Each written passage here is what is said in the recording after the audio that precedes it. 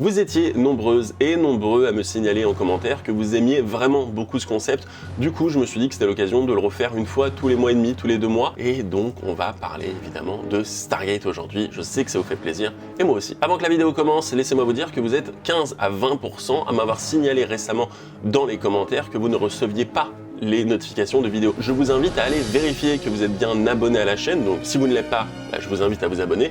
Si vous pensez être abonné, eh bien je vous invite à vous désabonner et vous réabonner et activer toutes les notifications, c'est-à-dire cliquer sur la cloche et activer toutes les notifications pour être au courant des dernières sorties des vidéos. Sinon, c'est dommage d'être abonné pour ne pas avoir les retours en direct des vidéos qui sortent. Aujourd'hui, on va parler de beaucoup de choses dans cette nouvelle vidéo sur la franchise Stargate. On va parler de jeux, on va parler de produits dérivés, donc que ce soit des produits vendus ou des futurs produits vendables. On va parler également de la disparition d'un acteur de Stargate SG1, même si j'ai déjà fait une vidéo dessus, c'est quand même l'occasion d'y revenir très rapidement. On va parler aussi de Stargate Fusion et d'un petit sondage qu'ils ont fait qui est très intéressant. On va revenir aussi sur 2 choses très cool, qui est donc l'événement spécial avec la création d'un épisode créé par une intelligence artificielle et aussi une grosse surprise, une grosse convention au mois de novembre où je serai présent.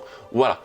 Donc restez bien jusqu'à la fin, il y a pas mal d'informations et je pense que ça va vous faire kiffer. On commence cette vidéo donc par la grosse news et par les produits dérivés. Produits dérivés, je veux dire par exemple le jeu développé par Wyvern Gaming, qui est donc un studio américain qui était en train de développer un jeu RPG à la, par exemple, Donjons et Dragons. Je vous en avais parlé il y a quelques mois, un jeu qui avait été déplacé, qui avait été repoussé à cause du Covid, qui avait dû avoir un financement participatif de la part de ses fans. Il est enfin disponible, il est enfin jouable, un jeu où vous pourrez incarner un personnage dans l'univers de Stargate. Ça se passe aux alentours de la saison 6 et vous avez une saison de 13 épisodes et donc chaque aventure sera comme un épisode. Et un épisode peut durer, je ne sais pas, 1 heure, 2 heures, 3 heures, ce genre de choses. Et l'intérêt vraiment de ce jeu, c'est que vous pourrez jouer avec vos amis, mais en plus, vous pourrez jouer avec d'autres personnes. Par exemple, imaginez des conventions autour de jeux avec 10 tables. Eh bien, vous faites une table, ça sera l'épisode 1, une autre table, ça sera l'épisode 2, une autre table, ça sera l'épisode 3, et ainsi de suite. Et vous pourrez faire tous les épisodes les uns après les autres. Ça va évoluer dans l'univers donc de Stargate SG1, comme je l'ai dit, dans la saison 6. Et on va retrouver donc la base Phoenix, qui est donc une base que l'on ne connaît pas pour le moment. Mais ça va être l'occasion de découvrir des nouvelles planètes, des nouvelles races, de nouveaux ennemis, peut-être de nouveaux univers. Donc du coup, si ça vous intéresse, les liens seront évidemment dans la description. Il y a un manuel d'utilisation qui est actuellement en anglais. Je ne sais pas s'il est en français, je me suis pas vraiment renseigné en tout cas sur la traduction. Si vous êtes intéressé dans les commentaires, dites-le moi. On fera peut-être une vidéo dessus, peut-être qu'on testera ça directement en live. Donc voilà. Je vous invite vraiment à me dire dans les commentaires, est-ce que ça vous intéresse, oui ou non, si vous comptez l'acheter, si vous êtes intéressé par ce jeu de rôle, et si oui, écoutez, peut-être qu'on en fera une vidéo. Deuxième news, on va parler de Lego et de Stargate. Alors oui, Lego et Stargate, ça ne vous résonne peut-être rien, c'est normal. Malheureusement, MGM n'a pas d'association avec Lego, c'est la raison pour laquelle on ne retrouve pas de Lego, par exemple James Bond, de Lego Rocky, de Lego La Panthère Rose, de Lego Stargate. Évidemment, il y a d'autres petites façon de faire du Lego Stargate, par exemple avec Best Lock, mais Best Lock c'est vraiment pas génial, ça prend du temps et surtout le rendu n'est vraiment pas agréable au toucher, au visuel, ce genre de choses, c'est vraiment pas dingue.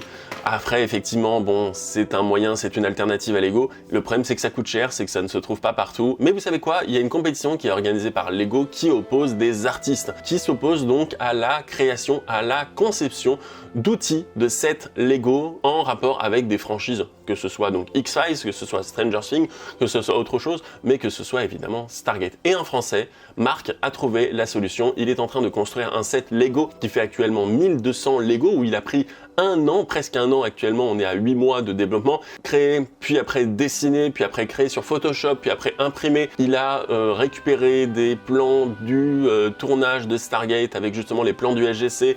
Il s'est rematé une centaine de fois les épisodes pour savoir comment c'était. Il a créé le set ultime, la porte des étoiles et tout le SGC avec vraiment la façade avant du SGC. C'est vraiment un fan qui est juste totalement amoureux de l'univers Stargate et qui a besoin de votre soutien. Actuellement dans cette compétition, il faut au moins 1000 voire 10 000 votes pour que son projet soit étudié par des professionnels Lego et qu'il soit commercialisé. J'ai envie de vous demander, si vous êtes des fans de Lego, si vous êtes des fans de Stargate, est-ce que vous n'avez pas envie d'avoir un set de Lego Stargate chez vous pour mettre dans votre décor, pour jouer avec vos enfants, pour ce genre de choses? Moi je dis oui direct. C'est à ce moment-là, dans ce genre d'événement, qu'il faut défendre vraiment la franchise Stargate. Et surtout, vous savez pourquoi c'est important et que c'est intéressant. Amazon, qui vient de racheter MGM et qui est peut-être en train de redistribuer quelques cartes, va pouvoir peut-être avoir un deal avec Lego et peut-être commercialiser des Lego Stargate. Mais s'ils commercialisent des Lego Stargate, c'est qu'ils savent que l'engouement est là et que les fans sont là. Et pourquoi pas peut-être même relancer la série, relancer ce genre de choses, parce qu'ils sauront que les fans sont là, parce qu'ils savent que les fans ont envie d'acheter, parce qu'ils savent que les fans sont disponibles pour du Stargate, pour du contenu Stargate. Donc allez-y vraiment en masse. Je sais que cette vidéo sera vue et je sais qu'elle sera vue beaucoup de fois parce que le sujet vous intéresse. Donc je vous invite vraiment à aller voir ça.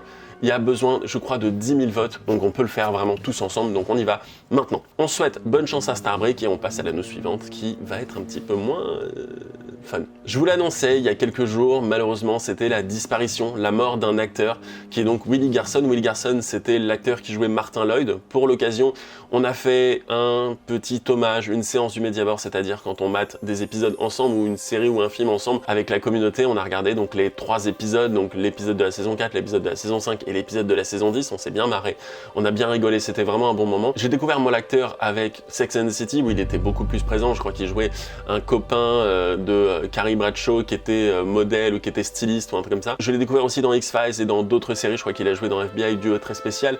C'est un acteur qui était aimé, c'est un acteur qui était bon. Et il fait partie vraiment de ces acteurs et de ces épisodes que les fans aiment beaucoup. On sait très bien que les acteurs de Stargate vont mourir à un moment donné, personne n'est immortel, mais ça fait toujours quelque chose de se dire qu'une nouvelle personne a rejoint le cercle des gens qui ne sont plus là. J'espère que ce petit hommage vous aura fait plaisir, j'espère que vous avez passé un petit moment sympa, que vous avez rigolé. Je vous invite vraiment à aller découvrir l'interview de Willie Garson sur la chaîne américaine Dial the Gate où il parle de beaucoup de choses. C'est très touchant et vraiment, moi ça m'a fait beaucoup de peine, ça m'a beaucoup attristé. Ça me rappelle aussi la mort de Cliff Simons, l'acteur qui faisait Ball il y a quelques mois. Et je pense que vous aussi ça vous a fait un petit truc parce que vous étiez nombreux dans le chat à me dire que voilà, que vous regrettiez quand même cet acteur. On oublie ça, on parle de quelque chose de beaucoup plus fun et on parle maintenant de Eagle Moss. Eagle Moss, c'est une marque anglaise qui fait donc des produits dérivés autour de beaucoup de franchises, qui a donc décidé et qui a montré son premier produit dérivé autour de la licence Stargate. La licence Stargate a enfin son propre set Hero Collector Stargate The Official Starship Collection, c'est-à-dire une collection avec les vaisseaux de Stargate.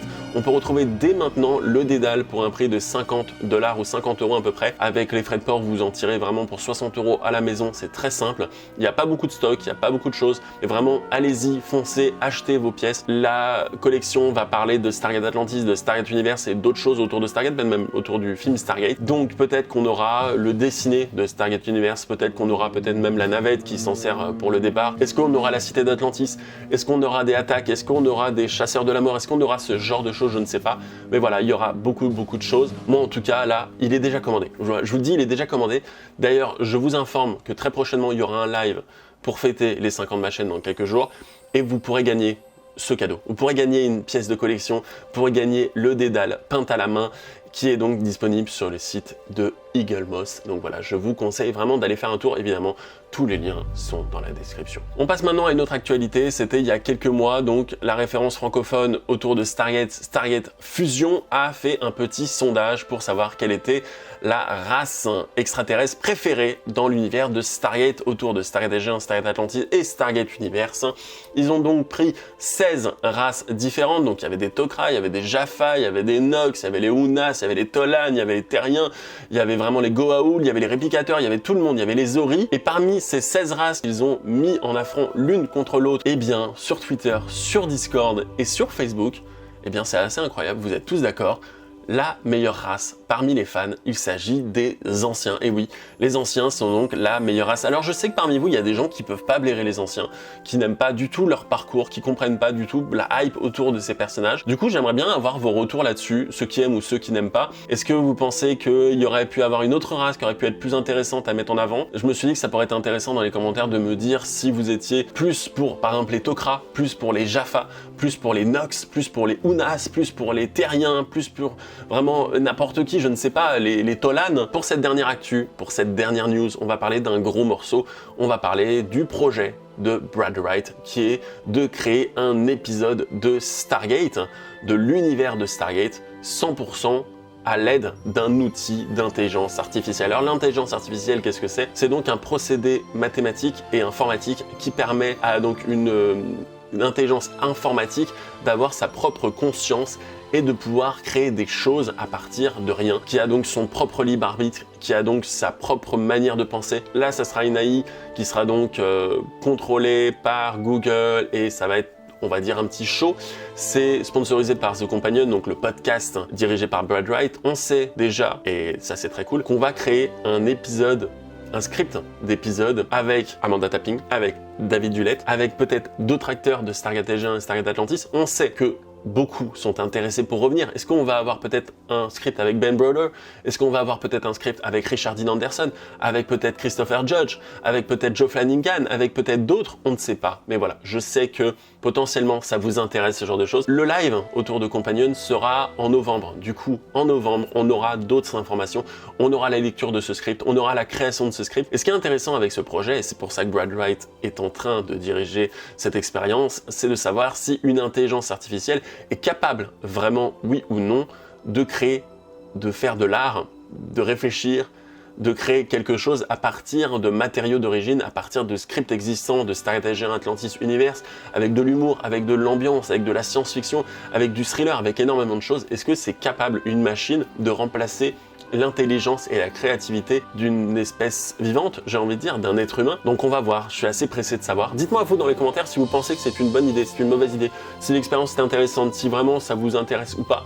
En tout cas, moi ça m'intéresse et j'ai vraiment envie de savoir si, au moins pour l'expérience, si ça va être possible, quoi, si ça va faire quelque chose d'assez cool. Et rien que la lecture par Amanda Tapping, David Dulett et le reste du casting, ce serait énormissime. Donc vraiment, j'ai vraiment hâte de découvrir ça. On passe à la dernière news et merci à ceux qui sont restés jusqu'à la fin parce que c'est une grosse news.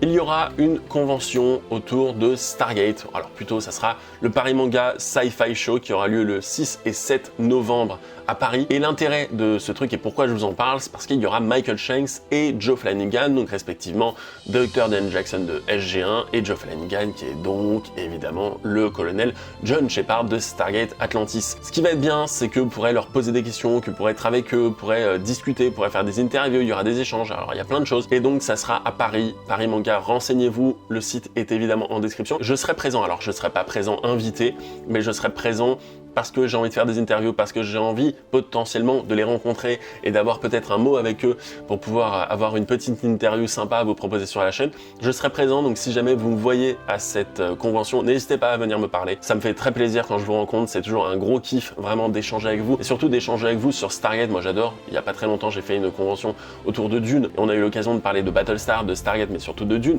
Mais voilà, c'est l'occasion vraiment de parler avec des fans de science-fiction et moi j'adore ça. Donc du coup, si on se voit, mais franchement, n'hésitez vraiment pas, moi ça me ferait extrêmement plaisir, peut-être qu'on fera autre chose après. Je sais pas si ça vous fera plaisir, moi j'ai un peu peur parce que je vous ai jamais vraiment rencontré en masse, mais je me dis qu'il y aura beaucoup de fans de Stargate et que vous êtes beaucoup sur cette chaîne à être fans de Stargate. Et voilà, c'est la fin de cette vidéo avec toutes ces actus, avec toutes ces news. Alors il y a eu pas mal d'actus aujourd'hui, hein. Il y a eu pas mal de news. J'ai pas envie de faire une vidéo pour vous dire une news par semaine, je me dis que c'est très cool de revenir vraiment dessus et de parler de plein de choses différentes. Pour terminer, et je vous le répète encore une fois, je vous invite vraiment à aller soutenir ce fan autour de Stargate et de Lego qui a besoin de ces 10 000 votes, qui a besoin qu'on lui confirme qu'il a possibilité d'être jugé parmi des créateurs Lego pour avoir son set commercialisable Lego. J'ai très envie d'avoir un set commercialisable Lego, donc vraiment s'il vous plaît allez voter un maximum. On se retrouve dans une nouvelle vidéo, n'hésitez pas à me dire dans les commentaires quel sujet vous a le plus intéressé. On se retrouve pour une nouvelle vidéo et ciao.